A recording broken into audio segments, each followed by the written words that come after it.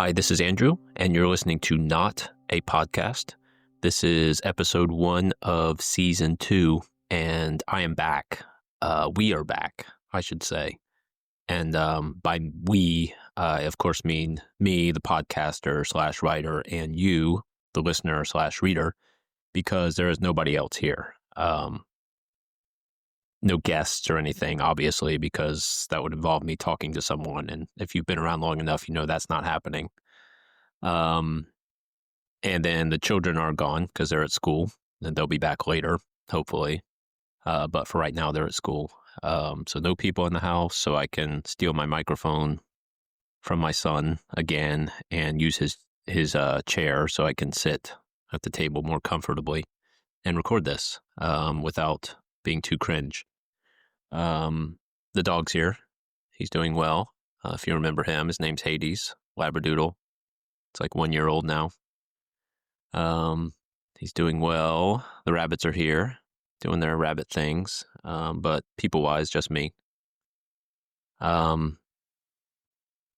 what's been happening during the Knott, a podcast hiatus, you might be wondering. You're probably not wondering, but anyway. It was summer, so kids were home, out of school, had a few camps, cheer camp, basketball camp, band camp. Otherwise, mostly hanging around. We did go to California in July for about 12 days, which was too long, but as it tends to be. But we had a good time. Just sat around mostly. We went to the ancestral homeland, Knott's Berry Farm in LA, which is a theme park, if you don't know. A lot of people don't seem to know. It's, roller coasters, rides, stuff like that.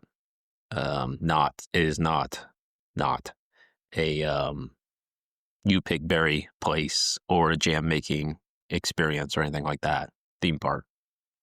We also saw some other sites around LA area, Santa Monica Pier. What else? Hollywood a little bit. Saw some friends, so that was good. And then we also went to North Carolina. Me and the kids did for a week. So that was nice. And then back to school.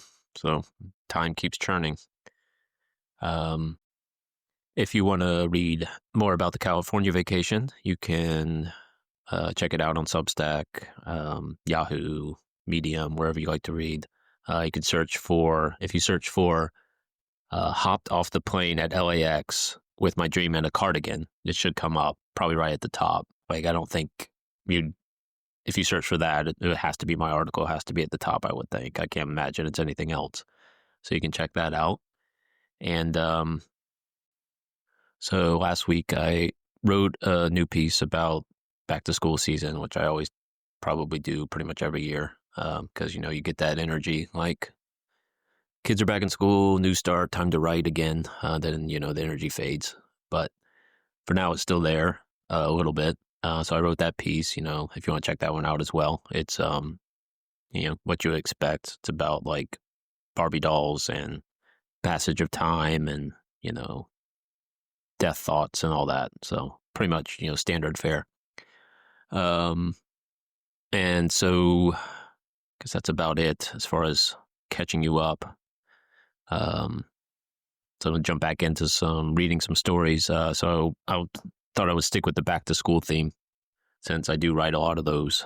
So I got a couple, probably at least the first couple of episodes of this season, I'll do back to school pieces from previous years. The one today that I'm reading is last year's, one of last year's, which is about, back to school and giant pigeons.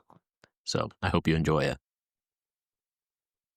This story is called "The Worst Thing About My Kids Growing Up Is They Don't Want to Go See Giant, Colorful Pigeons with Me." Nobody warned me I would have to embark on pigeon pilgrimages without my children.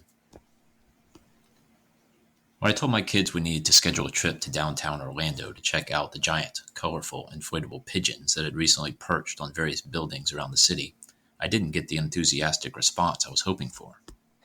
Why? They're not even real. My 10-year-old had a bit of tween exasperation in his voice that is not typical for him. Through the years, I spent a lot of time fretting about my children getting older, and this is exactly why. Sure, there's the whole loss of innocence bit, and the inexorable passage of time, and the looming obsolescence and death for me thing. But what I was really afraid of was my children getting too old and jaded to want to go look at some gigantic inflatable pigeons. They're not even real? Of course they're not real. They're giant, colorful, inflatable pigeons. If they were real, in the sense of alive and sentient, which is what I assumed my son meant, we'd be having an entirely different type of discussion. A discussion that would likely be much more panicked, focused on logistics, like how to protect oneself against attack by giant, sentient, colorful pigeons. This is neither here nor there, but I've given it some thought, and I'm guessing the best approach would be some modified type of duck and cover method.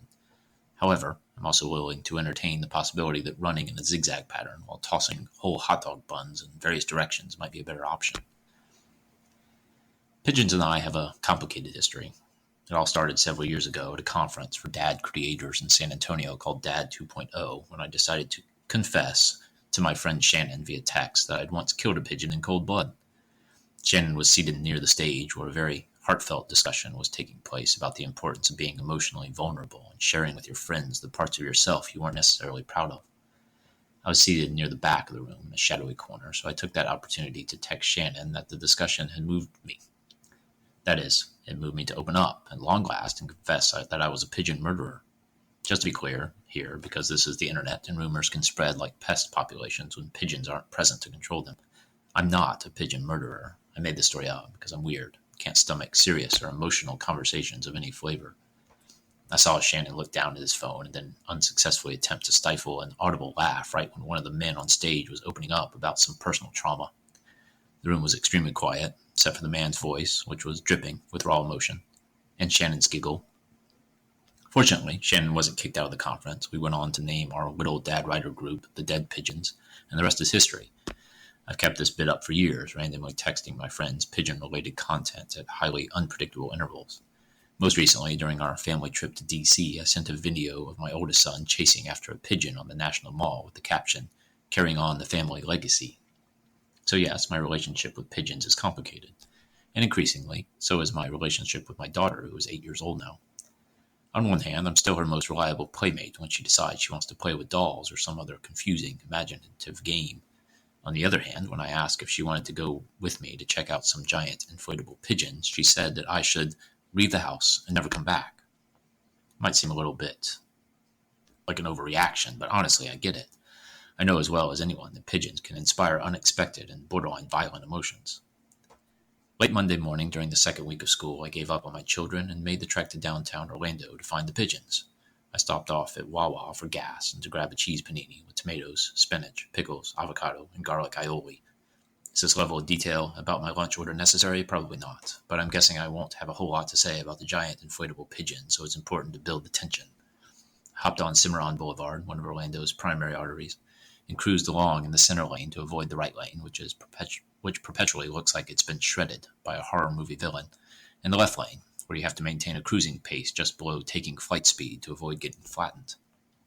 After a scenic drive past some of my favorite local sites, including 700 personal injury attorney billboards and several dilapidated shopping plazas which almost exclusively house smoke shops, I arrived at my destination on Orange Ave.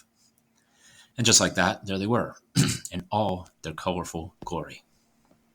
Here you can see the pictures of the pigeons if you're interested. I apologize that the picture quality isn't the best, but I was a bit rushed because I was very worried strangers would notice me taking pictures with the pigeons and judge me silently. I also didn't take the time to locate all of the pigeons. Oh yes, there are more. Because as my children would probably say, if you've seen one giant, colorful, inflatable pigeon on a roof, you've seen them all. Are the giant inflatable pigeons worth the effort?